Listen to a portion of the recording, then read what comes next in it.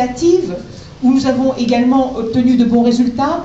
légèrement, il est vrai, inférieurs aux résultats des élections présidentielles, puisque ce ne sont pas les mêmes élections, et que nous avons affaire dans ce département à des ténors de l'UMP, souvent d'ailleurs assez malhonnêtes, puisque beaucoup sur le terrain parlent comme le Front National, alors qu'ils ne feront rien, même s'ils étaient élus, de ce qu'ils ont promis. C'est le cas, en tout cas, dans la 6e circonscription, M. Lucas, et j'en passe d'autres et des meilleurs. Donc nous avons été assez performants sur ces élections législatives, puisque nous étions présents au 2e tour dans 2 circonscriptions, dont la 4e circonscription, où le Front National a obtenu 40% au 2e tour, contre M. Guibal, maire de Menton, qui avait été élu jusque-là au 1er tour.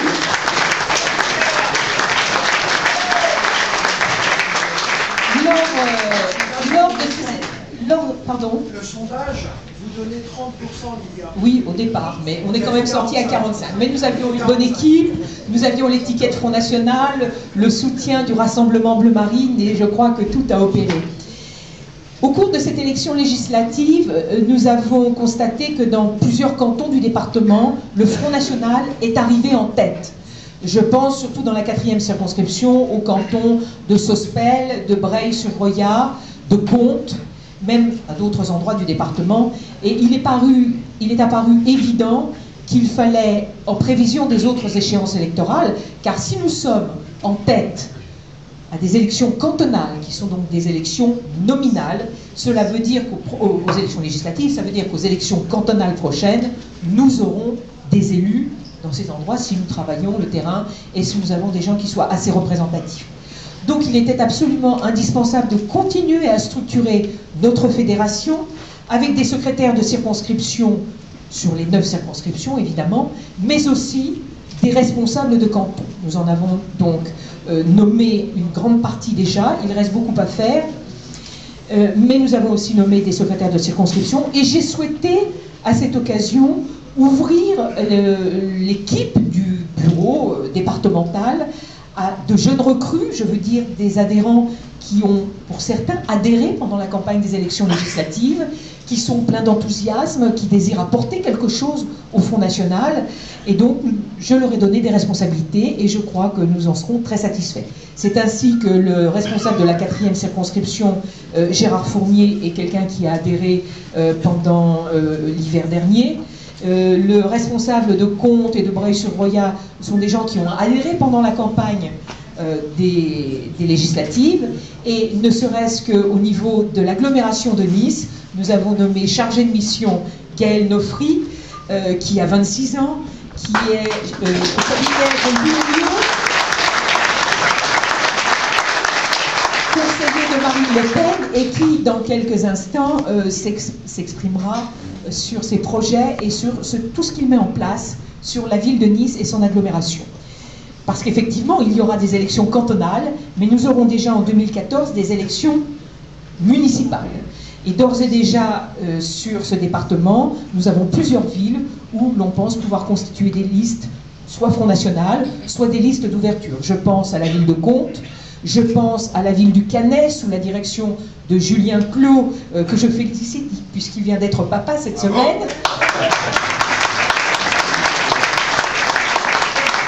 Je pense à la ville de Villefranche et bien évidemment à la ville de Nice. Mais tout ça est un travail que nous avons déjà entamé et nous allons poursuivre au cours des mois qui viennent. Indépendamment de ces élections qui nous ont donné évidemment beaucoup de travail, nous n'avons pas baissé les bras cet été puisque nous avons pu, au mois de juillet, organiser sous la responsabilité de Bruno Ligoni, secrétaire départemental à Tours, notre caravane des plages qui est partie de Pégomas le samedi 28, de la permanence de Pégomas, de Stéphane Rioux, le samedi 28, et qui a sillonné tout le littoral de Mandelieu à Menton, avec un très beau point presse organisé par Gaël Nofri à Nice. Ce fut un succès, puisque tout de même on a parlé nous dans les journaux, le Front National n'est donc pas resté totalement muet pendant toutes ces vacances. Et puis au mois d'août, nous avons organisé notre traditionnel pique-nique sur la plage de Villeneuve-Loubet, où nous étions à peu près 70 personnes, avec l'aide très précieuse de Liliane Caro, en maîtresse de maison toujours parfaite. Puis, mi-août, fin août, avant l'avenue de Madonna, Gaël Nofri sur Nice a organisé le collage d'affiches sur toutes les affiches de Madonna.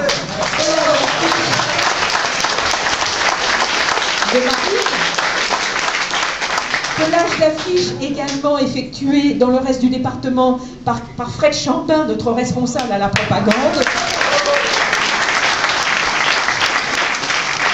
Et ce n'est pas fini. J'ai été mise en relation avec des associations de défense de riverains dans la ville de Valbonne pour le quartier de Garbagère, Sophia Antipolis. Valbonne où le maire PS a signé fin juin une convention avec une association musulmane pour ouvrir une salle de prière à Valbonne. C'est donc dans un quartier plutôt résidentiel, avec des rues très petites d'ailleurs, où on se demande comment des pompiers ou une ambulance pourraient accéder les jours de prière avec l'afflux des voitures. Le maire faisant passer d'une manière particulièrement discrète cet accord, espérait certainement avec la trêve estivale que ça passerait outre les 2 mois que l'on a pour déposer un recours au tribunal administratif. Il se trouve que ces associations très bien organisées ont trouvé un avocat qui a déposé un recours de 27 pages auprès du tribunal administratif.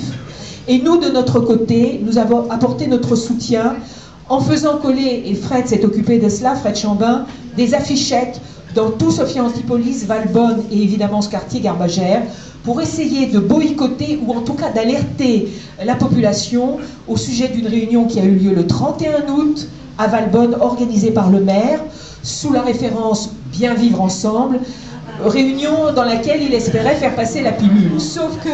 peu de temps avant la réunion, il a pris connaissance d'une pétition qui a réuni 700 signatures, contre évidemment cette implantation de salle de prière,